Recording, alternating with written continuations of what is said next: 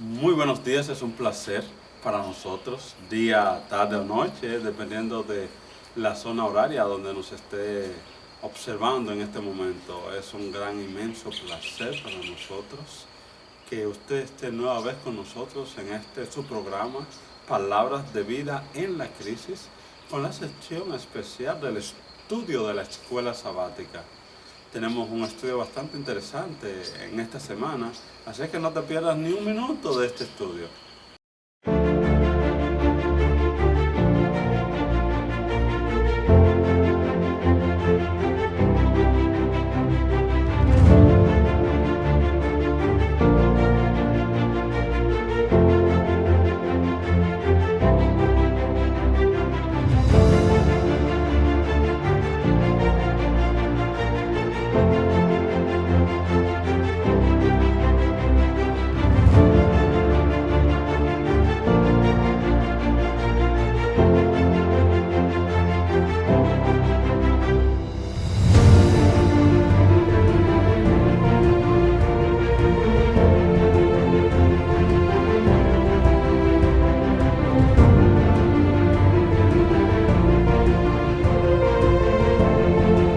Aquí estamos, amigos, hermanos, como ha transcurrido el tiempo, ya las últimas lecciones de este material de Escuela Sabática, Efesios, uno de los libros, de las cartas interesantes que escribió el apóstol Pablo en su tiempo a la iglesia de Éfeso, de la cual hemos estado extrayendo lecciones interesantes, así que en esta ocasión vamos a continuar también, una vez más, extrayendo lecciones prácticas para nuestra vida y te invitamos a que compartas, comentes y te suscribas a nuestro canal para que esta comunidad siga creciendo. Así que te invitamos a que te quedes con nosotros en el estudio de tu escuela sabática. ¿Qué tal, Juan? Bien, gracias a Dios, viviendo por la misericordia. Amén. Así Vamos es. a orar. Amén. Gracias, Padre, por tu gran benevolencia, amor, por tu gran ternura que tiene y cuidado por cada uno de nosotros. En este momento queremos que tu Santo Espíritu nos guíe en cada palabra, que digamos en cada palabra que tu palabra exprese. Dirígenos en el nombre de Jesús. Amén. Amén. Amén. La lección de esta semana, ¿verdad?, lleva un título especial. ¿Cuál es el título de la lección de esta semana? Practiquemos la lealtad suprema a Cristo. Lealtad suprema a Cristo. Practiquemos la lealtad suprema a Cristo. Y tenemos el texto bíblico en Efesios capítulo 6, verso 9. Efesios 6, 9, lo leo textualmente en esta versión. Y vosotros, amos, haced con ellos lo mismo, dejando las amenazas, sabiendo que el Señor de ellos y vuestro está en los cielos, y que para Él no hay acepción de personas. Es interesante este texto, ¿verdad? Wow, impresionante. Sí, porque tendríamos que verlo desde ambos puntos, desde el punto de ser siervo, esclavo. De hecho, hay que colocar el contexto de este texto. Y es que en los días del apóstol Pablo se practicaba la esclavitud. Sí. De hecho, vamos a decirlo de este modo, era legal tener un esclavo. Y ahí mismo sería bueno introducir una cuña y decir que no todo lo que es legal es aprobado por el cielo o es bueno en sí mismo. Muy bien.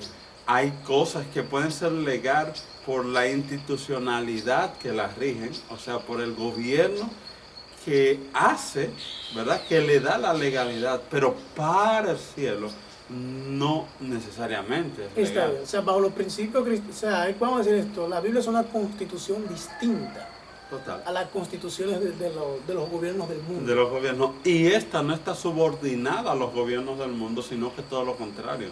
Debemos subordinar las leyes civiles aún así ha dicho Jehová. Ok, ahora, hay un punto ahí que sería bueno que lo trabajemos, y es, en Romanos capítulo 13, habla de obedecer las autoridades. El mismo apóstol Pablo escribe, el mismo que escribió a los Efesios, le escribe a los Romanos y decía esto: someten a las autoridades porque están puestas por Dios, y otras cosas más que él menciona allí.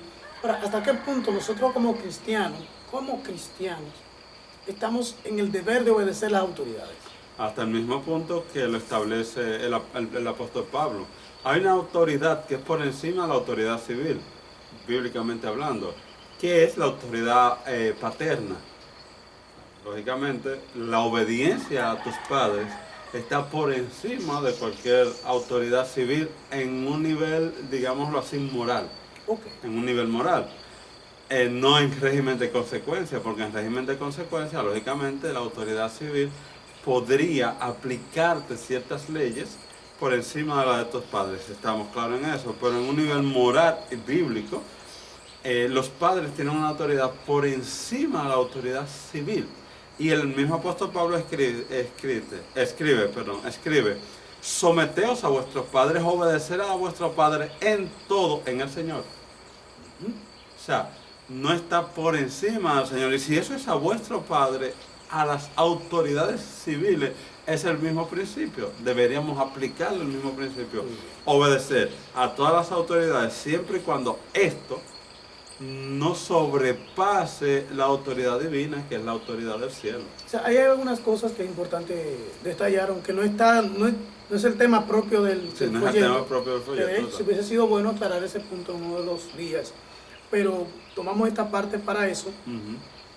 Y es que regularmente las estructuras de poder condicionan leyes en la sociedad para beneficiarse a ellos mismos, no la minoría. Y por eso hay cosas que son legales, pero no necesariamente son justas, es la palabra. Es la palabra total. O sea, hay cosas que son legales en la sociedad, pero no necesariamente son justas. No necesariamente son justas. Está el mismo tema que está en palestra pública en el país, y es el asunto del aborto. Del aborto. O sea, la legislación podría permitir la legalización, Pero es justo eso. pero no es justo. Porque, por ejemplo, la madre dice, bueno, yo tengo todo el derecho de defenderme, de aplicar a mi derecho, a mi cuerpo, pero la pregunta es, ¿quién defiende a la criatura que está dentro? Porque incluso eso es un asunto totalmente bíblico, y quizás mucha gente no lo entienda, la profundidad espiritual que tiene. Y en algún tema más adelante en Palabra de Vida podríamos tocar la relación de la niñez y el tiempo del fin. Y cómo en cada tiempo el foco central de Satanás ha sido dañar A los niños. a los niños. Y por eso en muchas ocasiones nosotros vemos que cuando el Señor enviaba a destruir un pueblo, uno de los principales que tenía que irse eran los niños. Por lo que, por lo que ya tenían dentro de sí. Si hay algo que Satanás quiere destruir en este tiempo, es a la niñez. Sí, porque tú destruyes la niñez y asegura el futuro. Asegura el futuro, un futuro totalmente dañado. Así es. Pero ya eso es otro tema en el cual estaremos trabajando. Entonces los amos hagan con ellos lo mismo, o sea, dejen las amenazas sabiendo que el Señor de ellos y de ustedes está en el cielo. Y no hace excepción de personas. O sea, estos amos de algún modo habían aceptado el cristianismo. ¿Por qué? Claro. Porque Pablo le está escribiendo a los creyentes de Éfeso, no a la comunidad, no al pueblo de Éfeso. O sea, esta carta no era para leerla en las plazas públicas, no era para leerla en las actividades sociales. Para leer en la iglesia. Era para leer en la iglesia. Y lo interesante es que muchas personas dirán, desde el punto de óptica en el que estamos ahora y desde el estado civil en el que nos encontramos, que la Biblia, si vemos el texto, desde el punto de vista de muchas personas, ve un apoyo de la Biblia hacia a la esclavitud, cuando no lo es. Es todo lo contrario. La Biblia está dando el primer principio de libertad para los esclavos. Porque esto era un punto revolucionario en el estado en el que se estaba escribiendo. O sea, el apóstol Pablo le coloca un límite y dice, no lo amenacen. Eso es imposible. O sea, para tú estar en el ambiente en el que se estaba viviendo y en el ambiente en el que se estaba viviendo la esclavitud y los amos y todo esto, tú decirle a un amo, mira, no amenace a un esclavo, o sea, te están quitando vamos a decir, así el 98% de las herramientas para tú mantenerlos sometidos. Claro, e incluso le está diciendo, trátalo como a ti mismo. ¿Cómo que lo trata a un esclavo? En ese tiempo, imposible. Pensar eso es imposible. Entonces lo que la Biblia está haciendo es una revolución para dar paso al cese de la esclavitud. Así es. Muy interesante lo que de algún modo el versículo de memoria trata en el día sábado. Aquí habla consejo para los hijos, lección del domingo. Consejo para los hijos. Hay que tomar en cuenta que esta lección está basada en Efesios capítulo 6, donde están parte de esto. Hay un consejo para los hijos bastante interesante que está en Efesios 6, ¿verdad? Desde el verso 1 empieza a hablar de esto, diciendo: hijos, obedeced en el Señor a vuestros padres. Mira qué interesante que dice en el Señor, o sea, la rúbrica. Es una condicionante. El condicionante, la rúbrica para obedecer a vuestro padre tiene que ser bajo la lupa del Señor. Señor, ¿en qué cosas puedo obedecer al Padre? ¿Y en qué cosas no debo obedecerlo conforme al consejo tuyo? Hay un asunto con respecto al consejo para los hijos de obedecer, y es que la Escritura puntualiza o sectoriza cada grupo. O sea, no lo generaliza todo. La Biblia va a lo particular siempre. Porque al final cada quien dará cuenta de sí mismo. Entonces, ¿a qué le está dando a los hijos? O sea, como hijo yo tengo una responsabilidad ante el Señor. ¿Qué supera, por así decir, la responsabilidad hacia mis padres? Sin llegar al término de despreciarlo, de descuidarlos, de que por supuestamente mi obediencia a Dios yo descuide el quinto mandamiento que dice honra padre y madre. Perfectamente. Que en un tiempo, en el pueblo judío, esto fue una práctica bastante común de deshonrar a padre y madre con un supuesto deseo o interés de los mismos sacerdotes de que se honrara primero a Dios. Es lógico. Primero es Dios, es la rúbrica, ¿no? Es la regla para adorar, para honrar, a padre y a madre. Ahora bien, esto no quiere decir que yo voy a desatender a mis padres por querer sobreelevar una obediencia a Dios que realmente no es una obediencia a Dios, porque si hay una obediencia a Dios clara es a través de la honra a padre y a madre, que también, como lo dice el verso 1, dice: hijos, obedeced en el Señor a vuestros padres, porque esto es justo. Verso 2, honra a tu padre y a tu madre, que es el primer mandamiento con promesa. Recuerda que había una palabra interesante que mencionaban los hijos en caso de muerte para no dejar ningún tipo de herencia a los padres. Como eso lo trató, es un poco incómodo. Por ejemplo, eso lo trató en dos dimensiones. Trató la esclavitud civil y también trató la esclavitud del pecado, las dos cosas. Exacto. Cuando Juan comienza a predicar en el libro de Lucas capítulo 3, le dice: ¿Y tú qué debes hacer? Dice: no cobre más que lo que te permite. Cuando Jesús comienza a predicar el sermón del monte, su primer sermón, él dijo: el que te obligue a ir con él una milla, ve con él ¿qué? 2. O sea, la sociedad judía, como todas las sociedades, buscaban de algún modo en esa época la liberación de las potencias que lo dominaban. En este caso, romanos y griegos. Entonces, porque aunque Grecia no era potencia en ese momento, pero tenía influencia hasta cierto punto. Entonces, pues la esclavitud se practicaba en todo el mundo como algo de derecho. O sea, si yo tengo poder adquisitivo e influencia en la sociedad, puedo tener personas a mí. De hecho, 1400 años después de eso, tenemos esclavitud en nuestro país. Y aquí y en Estados Unidos. Y aquí en Estados Unidos. O sea, en los 1700, 1800, casi 1900, había esclavitud en Estados Unidos, lo que llamamos la era moderna. Exactamente, y una esclavitud rampante, una cosa fuera de serie. El racismo se deriva de allí, del tema de la esclavitud. Del tema de la esclavitud. O sea, de hecho, nosotros todavía arrastramos muchas de esas cosas. Sí, en un sentido ya mental que no nos vamos a poner en Muy bien, pero la cuestión es que Jesús trató el tema de la esclavitud, haciéndole ver que uno y otro, de hecho, Filemón, recuerda que una de las cartas que escribió Pablo fue a Filemón.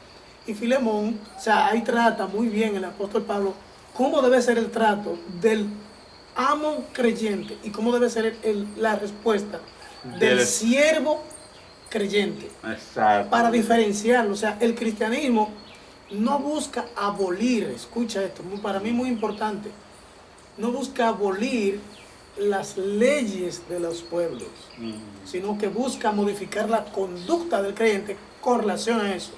Exactamente. Con relación a eso, porque Pablo no estaba aquí buscando crear una revolución para abolir la esclavitud. Jesús dijo, claro, yo no vine a resolver esos problemas. Y sus discípulos entendieron lo mismo. O sea, Pablo no está atacando a los gobernantes para abolir la esclavitud, no. Busca que dentro de las condiciones sociales en las que vivimos, nosotros podamos practicar un cristianismo puro, genuino y auténtico. Total. O sea, tú manténlo como esclavo, pero trátamelo como hijo. Ok, tú como siervo, ok, está bien, estás esclavo, pero compórtate como un hijo obediente. Exactamente. O sea, busca establecer una relación de uno y otro que no sea conflictiva, sino que sea benéfica entre los dos, porque eso es lo que hace el cristianismo. Exactamente, sí. Es que está ahí en el capítulo 5 y 6, dice, esclavos, obedeced a vuestros amos terrenales, como con temor y temblor, con sencillez de vuestro corazón, como a Cristo. O sea, eso es mucho.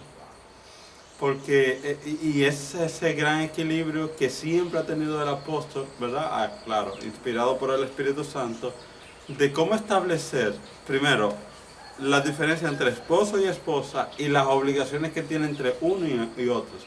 Cómo establecer la diferencia entre padre e hijo y la obligación que tiene padre para hijo, hijo para padre. Cómo establecer la diferencia que tiene un amo para su siervo y un siervo para su amo. Así es. ¿Okay? Y todo en base a una misma tónica que es en el Señor. Así es. En el Señor. Esclavos de Cristo. Ahora ahora cambia la temática. Sí. Esclavos de Cristo. Y ahora como esclavo de Cristo, yo quiero ser esclavo de Cristo. Entregado para Él. Un poema basado en una historia en la época de la esclavitud en Estados Unidos. O sea, se iban a los puertos. Recuerden que la mayoría de los esclavos venían de África. Entonces, los que querían comprar iban a los puertos y hubo un sacerdote que fue allá a comprarlo, pero él compraba, era para libertarlo. O sea, lo compraba, pero no se lo llevaba, no lo utilizaba en la casa, sino que, más sin embargo, cuando él lo compra, ese señor no quería. ¿Quién quiere? Entonces, cuando él le dice que él lo compra porque en la esclavitud del pecado en la que él estaba, Cristo lo libertó. Y el trato que recibió el esclavo, después al final dijo, Señor, yo quiero ser tu esclavo. ¿Por qué él quería ser esclavo? Por el trato, o sea, utilizando la palabra esclavo, pero ya pasar a ser siervo. Siervo, sí. Porque siervo y esclavo es distinto. Un siervo tiene autonomía, un esclavo no lo tiene. Exactamente. Un siervo sirve por amor, un esclavo sirve por obligación. Un siervo lo hace con la intención solo de beneficiar al otro. El esclavo lo que hace es para buscar su libertad. Su propia libertad, claro. Es para salir de la dominación. O sea, en un caso uno no quiere someterse, en otro el otro se somete. En un caso el otro busca la emancipación, el otro dice, no, yo quiero quedarme de manera permanente. De hecho, en Israel, en el Antiguo Testamento, no sé, sí, el libro de Levítico, hablaba un poquito de esto, o sea, que cuando tú tuvieras un esclavo, o sea, en Israel el Señor permitió que los egipcios fueran siervos de los israelíes. Le dijo, mira, acuérdate que tú fuiste esclavo en Egipto, para la manera en que tú debes tratar a los que vienen a ti. Exactamente. O sea, cuando incluso se crearon leyes muy específicas de cómo tratar. Cuidado como tú trates a gente. Incluso se creó leyes para si el esclavo quería permanecer en la esclavitud de por vida. Y por eso los aretes, lo que uno conoce como aretes, los adornos, era un distintivo de un esclavo. Se le horadaba la oreja para identificar al esclavo. De hecho, es una cuestión de moda hoy. Muchísimos ni siquiera saben que estos adornos que hay en la nariz y en las orejas es una simbología de la esclavitud. Una simbología de la esclavitud, exactamente. No, de hecho han hecho negocio de eso, pero el origen de esto de Sí. tener un orificio en la oreja y en la nariz, era para identificar a un esclavo. Para identificar a un esclavo, exactamente. Y los israelitas tenían que, incluso hasta un cierto punto, cuando llegaba el año voy a hablar del Yom Kippur, a esos esclavos había que dejarlos Libre. libres. Sin embargo, se pasaba a otro proceso cuando el esclavo no quería ser dejado libre. Por el mismo sentido, porque el Señor le daba un sentido tan especial de que tú podías tratar, que el mismo esclavo decía, no, porque yo voy para la calle a pasar hambre. Exacto. O sea, yo voy para la calle a pasar No, yo me voy a hambre. quedar aquí. Aquí me tratan bien, me dan esto, yo soy parte de la familia. No, déjeme aquí. Porque es la manera de cómo el Señor nos trata a nosotros, cómo enseña a su pueblo y cómo el pueblo necesita enseñar a sus prójimos. O sea, como el pueblo necesita tratar a los suyos.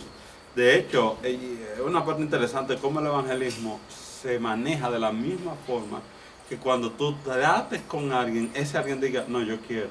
No, es que lo de ustedes es distinto, es diferente. Total. No, entonces, la palabra Señor, aquí ya para terminar la parte del miércoles, la palabra Señor, o sea, esclavos de Cristo. La palabra Señor implica dominio de alguien sobre ti. Exacto. Entonces, cuando los discípulos, los creyentes decían Señor Jesús, lo que en su mente estaban diciendo, tú eres mi dueño. Ahora, tú eres mi dueño, lo que tú digas, lo que yo voy a hacer.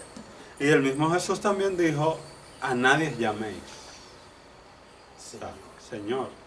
Pero él permitía que a él se le llamase Señor, Señor. ¿Ok? Incluso él mismo hace la referencia en el libro de Mateo 24 y 25 cuando dice que muchos decían Señor, Señor. O sea, en reconocimiento de que el Señor, Dios, es nuestro dueño, nuestro Dios, y que nosotros somos simples, más que esclavos, siervos de él. Amos que son esclavos. Ahora invierte el papel. Ahora son los que tienen posesión o responsabilidad sobre un ser humano, ahora se convierten en ser esclavos del Cristo Jesús. De Cristo Jesús. O sea, como el mismo lenguaje que se utiliza para trabajar al esclavo común, ese mismo lenguaje que utiliza el Señor para que nosotros vayamos a Él, no cambia el lenguaje, No. lo que cambia es la esencia. Total. Porque el Señor trata con los que nosotros ya conocemos. Exacto. Ni el Señor quiere que si nos vemos en algún tipo de autoridad, pensemos que también nosotros somos esclavos. Muy bien. ¿Ok? Porque el mismo amo de Filemón, el Señor le dice, recuerda que tú eres esclavo de Cristo.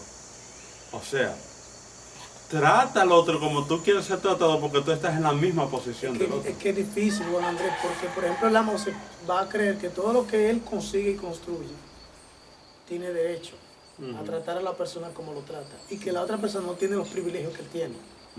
Exactamente. O sea, que hay una diferencia entre tú y yo. Y es lo que el Señor quiere romper. Y te voy a decir una cosa, es difícil. Porque hoy no se practica quizá la esclavitud legal, pero existe la esclavitud social, donde inclusive de manera pintoresca, a algunos esclavos en ese tiempo se les permitía ser arquitecto, médico y ese tipo de cosas, pero era para utilizarlo para beneficio de los amos. Sí. ¿Cómo funciona? Las profesiones hoy funcionan de la misma manera. Eso te iba a decir que socialmente, si tú lo ves desde algún punto de vista, lo que se permitió fue liberar un poco más a los amos. Porque el amo tenía que buscarle comida, casa, vestido, tenía que cuidar de él si estaba enfermo, esto, aquello y lo otro, estamos claros. Ahora eso se cambió y dijo, no, pero yo prefiero darte unos chelitos para que tú hagas eso mismo y lo tengas por allá y yo tener menos responsabilidad contigo y así ya me libero de ti de cierto punto. Sí, porque es que tú tenías una gente en tu casa 24 horas, Porque aun cuando no lo necesitabas. Porque el empleo, por ejemplo, el esclavo en ese tiempo, todo el tiempo le pertenecía al amo. Total, 24 horas. Ahora yo te empleo, ahora tú me vendes, ahora yo te compro 8 horas. Sí, ahora yo lo que hago es comprarte un determinado tiempo porque el otro tiempo yo no te necesito. Exacto, O sea, impresionante. yo, incluso tu sueño era parte de, pero ya eso es un tema como más. El caso de ahora es que necesitamos Ser amos como Cristo. como, exacto. O sea, que el amo servir como se al ve. Señor. Claro, Se ve para beneficio del siervo. total. Exactamente. Porque Y- la sociedad donde vivimos al revés. Y me encanta el Jesús que dice que siendo amo, que siendo Señor, Se que hizo siendo siervo. Dios, se hizo siervo. Y él mismo lo dijo, mira, mi siervo, yo no he venido aquí para ser servido. Yo vine para servir el Señor, el Dios, el amo. Y él dijo que la diferencia entre los creyentes, de hecho, en ese mismo capítulo, de hecho, hay un capítulo del Señor, que el Señor Jesús habla claramente sobre el trato de los amos sobre los siervos, donde él dice que el que sea mayor sea el que más sirve entre ustedes. O sea, el que ocupe la responsabilidad más alta entre ustedes debe sentirse como que es el menor del grupo y verse, no solo sentirse, es verse como el menor. Cuando tú vas a todos los grupos sociales, es fácil identificar al dueño hasta cierto punto. Hasta cierto O a punto, quien es cuando superior. no tiene este principio, Exacto. es fácil identificarlo. Es el que está en la cumbre, el intocable, el que casi nadie puede hablar con él. ¿Okay? El principio con el que el Señor nos ha hecho a nosotros, y claro, es una razón por la que a muchos cristianos el Señor no nos da sentido de responsabilidad. No nos da ningún tipo de responsabilidad, ni en su obra, ni fuera de su obra. Porque en la medida que nos den un poquito de responsabilidad, en la medida que empezamos a maltratar a nuestro prójimo, empezamos a maltratar a nuestros subordinados, en esa misma medida, cuando el Señor lo que quiere es que nosotros rompamos con eso, y cuando rompamos con eso, el Señor nos dará toda responsabilidad, porque Él sabrá que nosotros trataremos a los demás como iguales a nosotros mismos, o mayores. Eso es difícil porque tú en un puesto de autoridad y poder e influencia, como tú utilizar todas esas herramientas para elevar al que está debajo de ti y no para tú colocarte por encima de ellos.